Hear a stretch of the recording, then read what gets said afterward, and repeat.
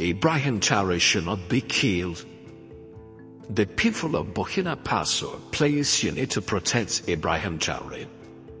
Because what happened before with Thomas Sankara should not repeat himself again. On April 16, 2025, it would have been a national tragedy, a day that almost changed Burkina Faso forever. That day would have been a day with full of blood in the streets, full of tears in the streets, because of the secret plan to kill President Traoré was an emotion. But I think the God of his country is protecting that young man. The goal is to totally eliminate Ibrahim Traoré, and they almost pull it off. Because there was an insider with him. When you have people that are pulling you from in, it is very difficult for you to escape it. The insider almost got it done. In this video, we are going to expose a network of traitors, terrorists, and foreign powers nearly overthrew one of the African most greatest leader we have had in our history, and why Ivory Coast is the center of it all. A group of Burkina Faso officers were working with terrorists. Their mission is to help eliminate Ibrahim Traoré. To kill President Traoré, tear the country apart. We weren't alone. The conspirators were backed by militaries, foreign agents, and shockingly, they found refuge in Ivory Coast.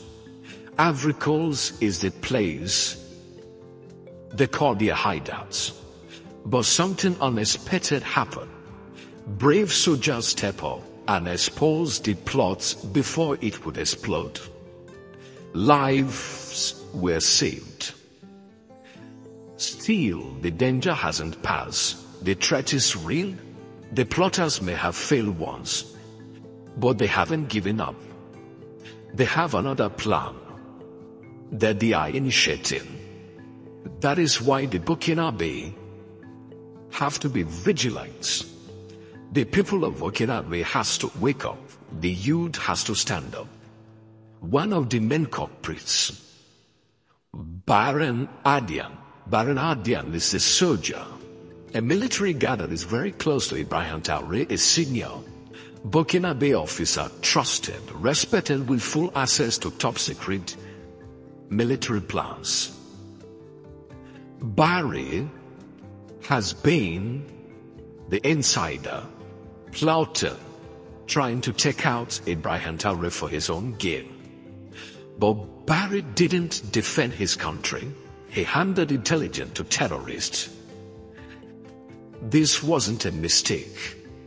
It was a betrayal for power, for money, and for revenge. There's no smoke without fire. Without an insider, it is very difficult to get you. Barry even brought others with him, fellow soldiers and the militants. He bribed them, gave them a lot of money, created a group called the VDP.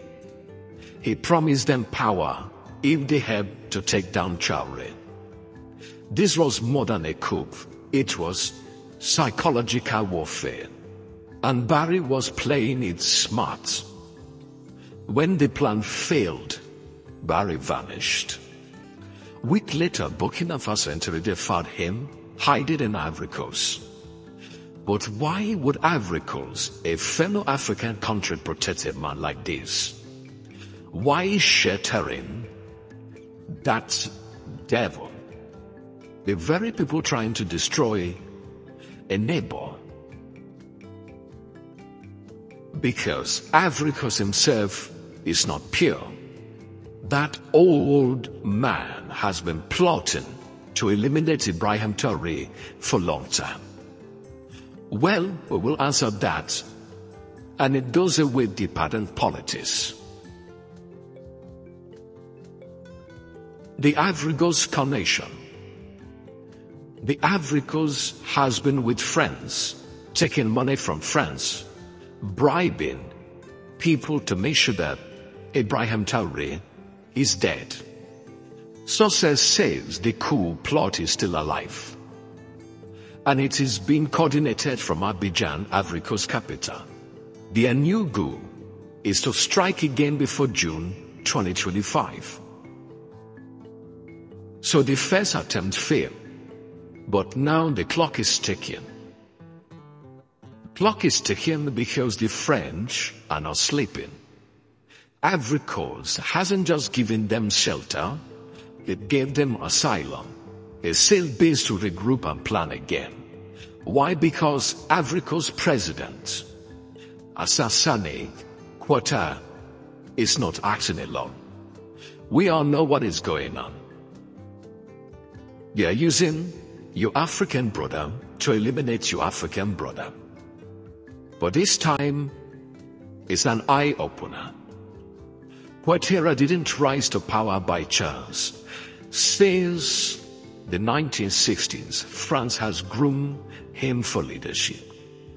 They place him in a key financial role, IMF, Central Bank, and more, all designed to give France control over West Africa.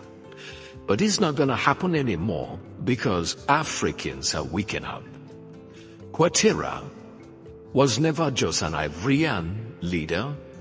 He was Frenchman in Africa, a puppet placed in power. And in 2021, France used war, propaganda, and foreign troops to make him president.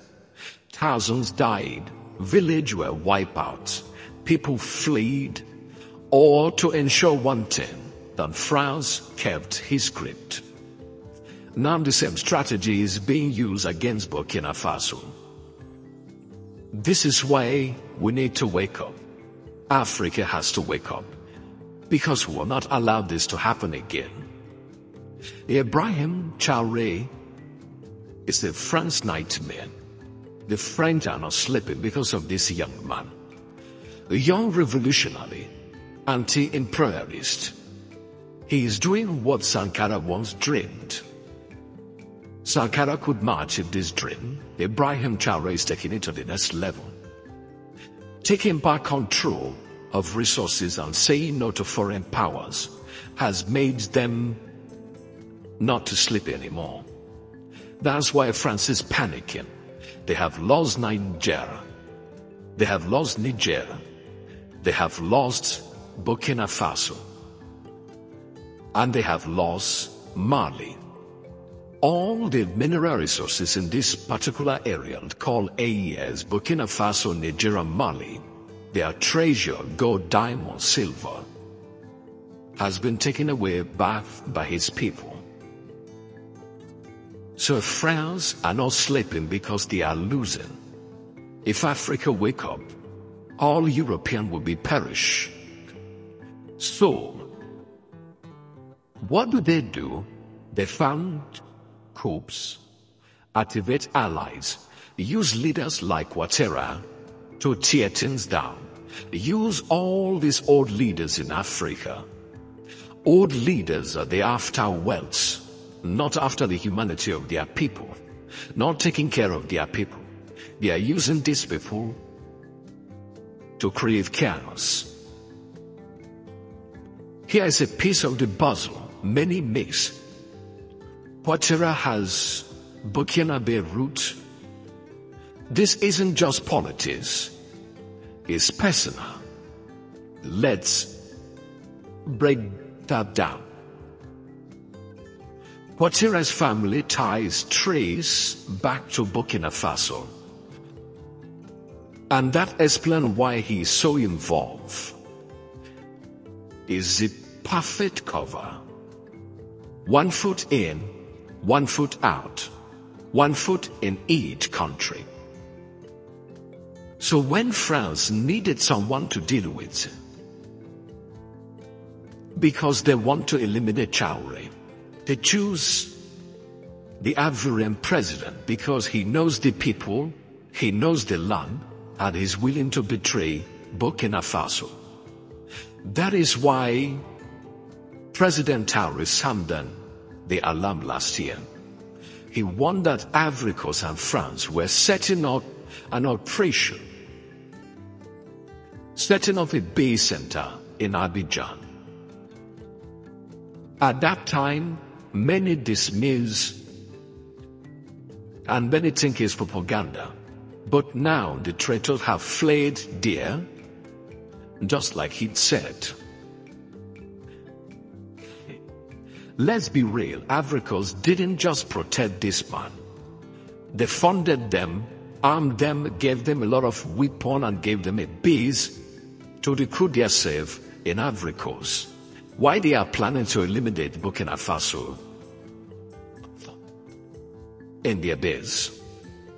All why the media in Ivory Coast try to paint Traoré as a dictator, a war criminal, a threat, because money has been paid. This isn't just the first coup they have backed. Every accusation linked to the president of Ivory Coast, Ouattara, and France, because they really want to eliminate this guy.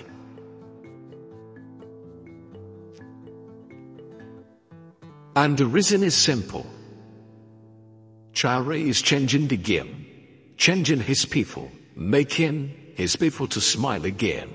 And the empire doesn't like the rebels. They don't like revolutionaries. They don't like people who can change Africa. That is why we all need to stand with Ibrahim Traoré. We all need to speak out. This is bigger than just one man or one country. It's about whether Africa will stay stuck in this cycle of betrayal and control, or Africa will stand up for themselves. How can we talk unity when African leaders are helping foreign powers destroy their neighbors, destroy their own, and eliminate their own best? The real enemy isn't just outside, it's within among us. The traitor, the puppets, the ones selling their own country for scrap, for the benefit of their own gold. President Traoré is standing up, and we all should stand with him. But the question is, will he stand alone, or will he stand with his people? Will the people of Africa rise behind him? Will we finally say enough is enough to the old script?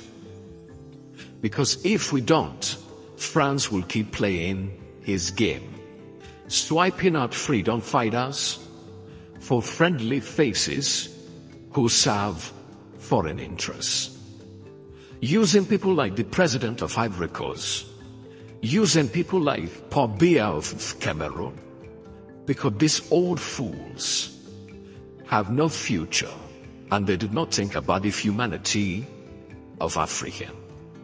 But at the same time, something feels different. The truth is out. The people are waking up. We now know who is the puppet. We now know who is pulling these strings. And we have a choice. Repeat history or rewrite history.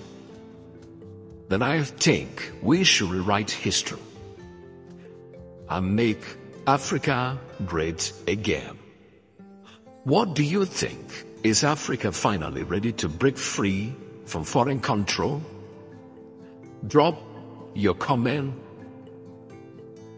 like this video, share it, and subscribe to Noble Black News channel for more stories. Thank you, and may God bless you.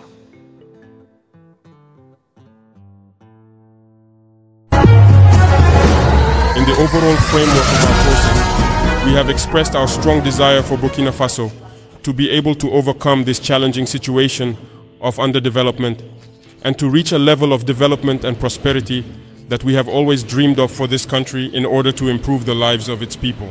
In order to achieve this, we have undertaken multiple initiatives in agriculture, industry, agri-food and energy, which present significant challenges for us. These initiatives are currently being addressed in various sectors of activity, including infrastructure, as well as the aspect of food distribution systems, FDS. Our efforts in these areas are aimed at ensuring progress and development in our society. During the initial phase, in terms of your perspective, it was necessary to reflect on the issue of logistics, armament, vehicles, and all other factors that come into play in the subsequent stages of the process. What is presently improving gradually, and we will persist in this direction to empower you to carry on the noble fight for this homeland and make steady progress towards achieving our goals. But in addition to all this, we have realized one thing. For the nation to exist, endure, and develop, you all need to be strong. And being strong is not just about the logistical plan, but also the psychological plan. There is this family stability that every fighter needs when they are on the battlefield. We have all been in the field. We have encountered various situations where frequently, when you are in the field, your mind is often back at home. Because you are unable to solve a number of problems, perhaps of a financial nature. Generally, that's what it boils down to, and it disturbs the combatant. At this moment, we have a large number of individuals who are wounded. We also came to the realization that this problem has not been dealt with in the manner that it should have been. The proof of this is that up to the moment I am speaking to you, we have not been able to list all those who have been injured since the beginning of this conflict. As a result, we have decided to launch a platform so that people who have been injured, who have not had a circumstantial report, or who have not been reported, can register themselves on this list. And I believe that a couple of weeks ago, we held a conference in this very room to initiate this process, as an agency was established solely to cater to the needs of those injured in war. Similarly, we have also considered the orphans who will be included in every level of the organized transport system of the FDS, in order to provide them with the necessary support and assistance. And schools for the wards of the nation will be established. In our education policy aiming to implement within a certain time frame to make education free in Burkina, we want this free education to start with these schools for the wards of the nation, including orphans of our fallen heroes.